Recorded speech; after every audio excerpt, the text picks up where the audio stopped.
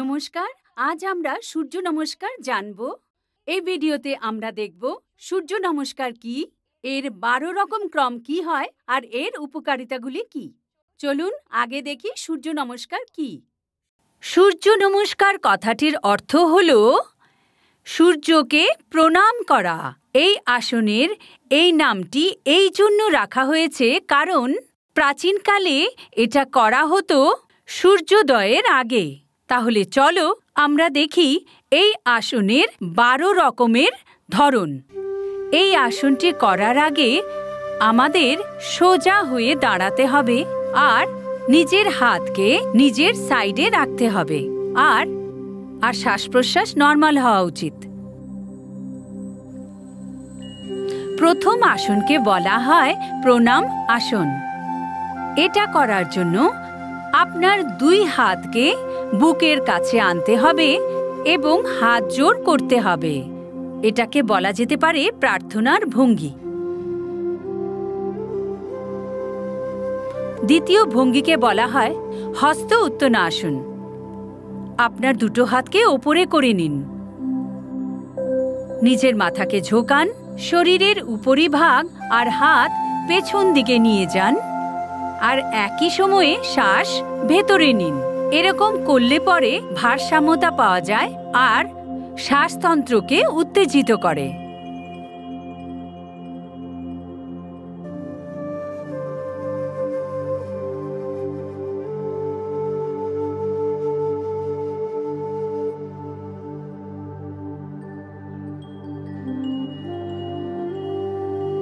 তৃতীয় আসন হল পদহস্ত আসন।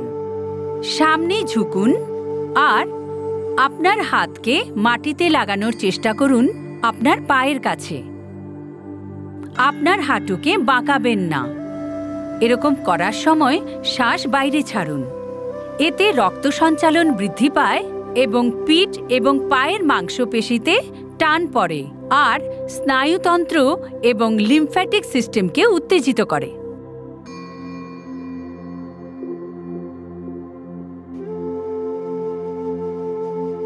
চতুর্থ আসন হল অশ্ব সঞ্চালন আসন। আপনার ডান পাকে যতটা সম্ভব হয় পেছনে নিয়ে যান আর আপনি সামনে দেখুন। আপনার বাঁ হাঁটুকে বেন্ড করুন আর ওটার অবস্থান চেঞ্জ করবেন না। আপনার হাতকে স্ট্রেট রাখুন আর শ্বাসকে ভেতরে নিন। এতে রক্ত সঞ্চালন উন্নত হয় আর এতে হাতের শক্তি বৃদ্ধি পায়।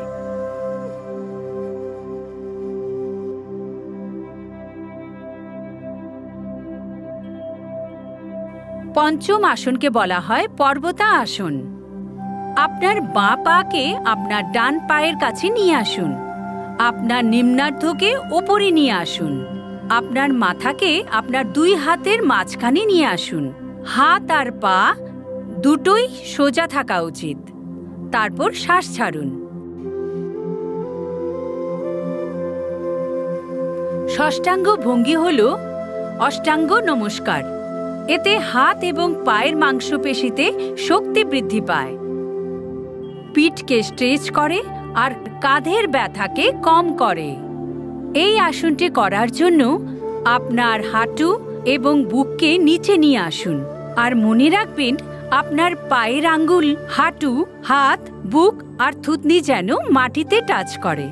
আপনার শ্বাসকে ভেতরে আটকে রাখুন। যদি আপনার এটা করতে অসুবিধে হয় তাহলে হাঁটুকে নিচের দিকে করুন, তারপর আপনার বুককে আর তারপর আপনার মুখের নিম্নভাগকে।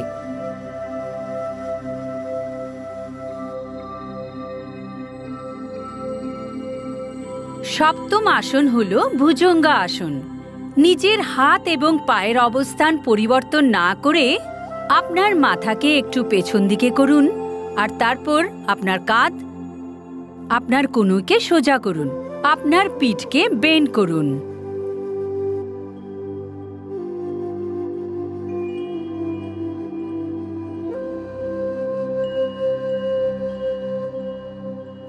এরপরের ভঙ্গি হল পর্বতা আসন।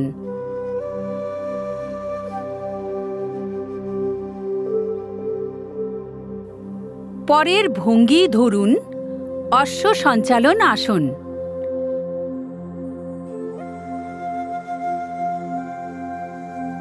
পরের ভঙ্গি ধরুন হস্ত উত্থান আসন।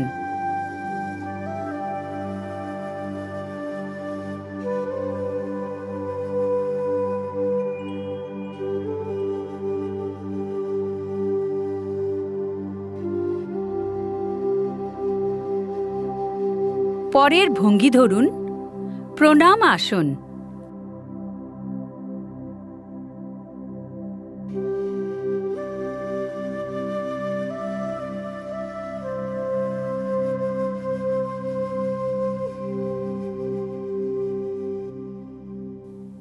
তাহলে চলুন দেখি সূর্য নমস্কারের কি কি উপকারিতা আছে। রক্ত সঞ্চালন উন্নত করে,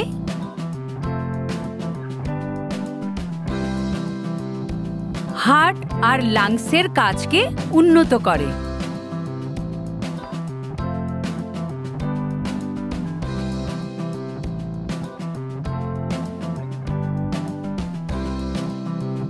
কোমর আর বুকের পাঁজরকে নমনীয় করে,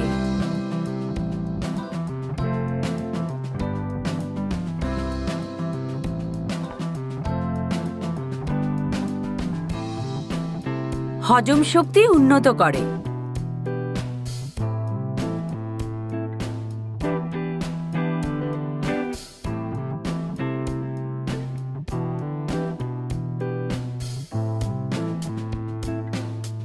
মনোসংযোগ উন্নত করে,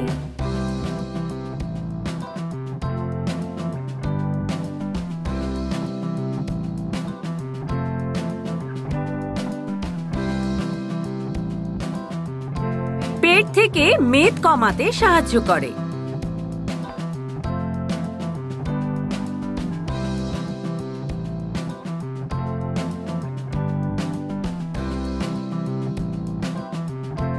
মনকে শান্ত করে আর গভীর ঘুম আসতে সাহায্য করে।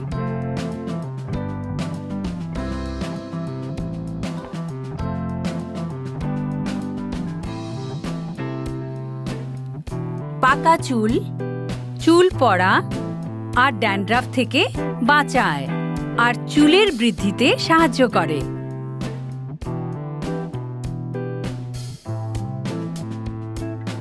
তাহলে চলুন দেখি কি করা উচিত আর কি করা উচিত নয়। এই আসনটা খালি পেটে করা উচিত বা খাবার খাওয়ার ৩-৪ ঘন্টা পরে। অন্তঃসত্ত্বা মহিলারা এবং হার্টের সমস্যার রোগীরা নিজেদের ডাক্তারের পরামর্শ নিন। রজস্বলা বা পিরিয়ডের সময় এই আসন করা উচিত নয়।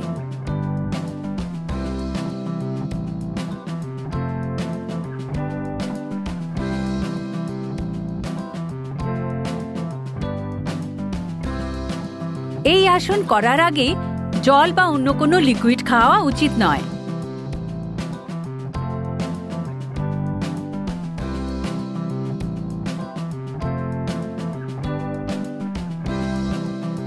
সূর্য নমস্কার প্র্যাকটিস করার 30 মিনিট পরেই স্নান করা উচিত।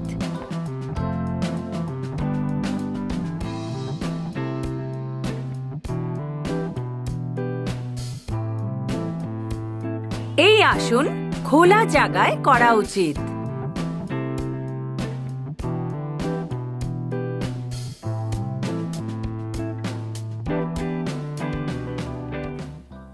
আমি আশা করি আপনি জেনে গেছেন যে সূর্য নমস্কার কি, এর 12 চরণ কি আর এর সুবিধাগুলি কি।